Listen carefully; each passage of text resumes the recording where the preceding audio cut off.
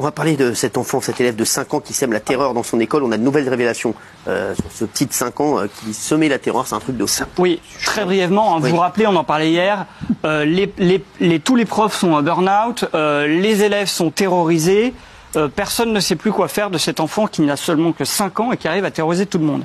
Alors hier, on se demandait, mais que font les parents et quelle est leur responsabilité dans tout ça? Alors j'ai réussi effectivement à avoir des informations là-dessus. Alors d'abord, il faut savoir qu'en fait, avant cette affaire-là dont on parle aujourd'hui, il y avait eu la même chose dans une autre école, avec ce même enfant.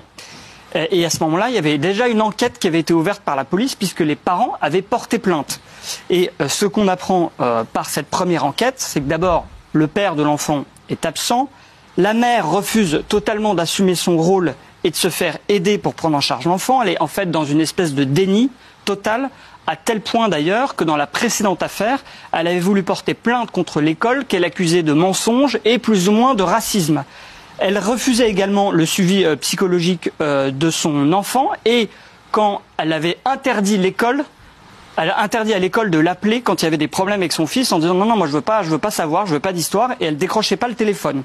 On apprenait aussi que dans cette précédente affaire, que la mère expliquait que son fils allait souvent chez ses oncles, que là-bas il jouait à GTA, alors que GTA on sait que c'est un jeu très violent, qu'il était exposé à toutes sortes d'écrans, qu'il voyait des films violents, et que parfois quand il revenait de ses week-ends chez ses oncles, ce petit enfant disait le monsieur il soulève la dame pour lui rentrer son zizi, donc peut-être même qu'il voyait des films pornographiques. Et enfin, dernier élément, les policiers ont également interrogé cet enfant à ce moment-là lors de cette première enquête et l'enfant expliquait qu'en fait ses grands-parents étaient violents avec lui, il était aussi souvent confié à ses grands-parents et qu'ils utilisaient un nzé, alors un nzété pardon, c'est en fait un bâton en congolais. Que ses grands-parents le tapaient avec ce bâton. Alors à ce moment-là, évidemment, à la fin de cette première procédure, les policiers avaient dit à la mère « Mais qu'est-ce que vous comptez faire ? Vous voyez bien que la situation est terrible. » Et la mère avait dit « Bah non, il n'y a pas de problème. Moi, je vais changer mon fils d'école. C'est tout ce qui va se passer, puisque le problème, c'est l'école. » Et donc, elle a changé son fils d'école. Et donc, c'est exactement ce qui s'est repassé dans une autre école. Et le dernier élément, avant de passer la parole à Gilles, c'est que donc, il y a 2 procédures qui ont été ouvertes pour chaque problème avec chaque école. La première procédure, le parquet est toujours en appréciation de l'affaire, donc il n'y a toujours pas de suite judiciaire. Et la deuxième affaire dont Gilles va parler, dont on a parlé hier, le parquet a décidé d'un classement sous condition, donc a priori il ne va pas se passer grand-chose sur le plan judiciaire, hélas. J'ai eu un père de famille, un père qui a sa petite fille scolarisée dans la même classe que cet enfant terrible, qui m'a raconté que quand ils font des jeux de société, cet enfant-là, il se précipite sur les autres enfants pour les étrangler. Il a traité la maîtresse de...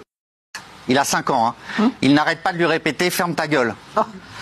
Alors sa mère est directrice de crèche, donc ça c'est ahurissant. La mère de cet enfant terrible est directrice de crèche, elle travaille dans la petite enfance. Et depuis février, le papa me disait « ma fille n'a rien appris à l'école. Les journées se passent uniquement à tenter de s'opposer à cet enfant pour qu'il n'agresse pas les autres ». C'est absolument ahurissant. À la cantine, il prend tous les couverts, couteau, fourchette, il les jette comme ça à tort et à travers. Il a soulevé la jupe d'une petite fille qui était terrorisée. Ils comprennent pas, c'est une école tranquille. Il l'avait mis là, cet enfant, parce qu'il y a une maîtresse expérimentée, 4 maîtresses, 3 en arrêt maladie. Et alors moi, ce que je sais aussi, c'est que parfois, ils sont 3 pour pouvoir maîtriser cet enfant de 5 ans. 3 adultes. Et aussi que, par exemple, à la cantine, où c'est l'endroit en fait où il fait toutes les pires exactions, il a par exemple demandé à un petit garçon de montrer son à tout le monde, et il lui a dit, sinon je vais te découper en morceaux. Ah, il est terrible. On laisse ça pendant combien de temps? Donc là, il est 1 mois écarté de l'école, mais après, il n'y a pas de solution, quoi. Voilà.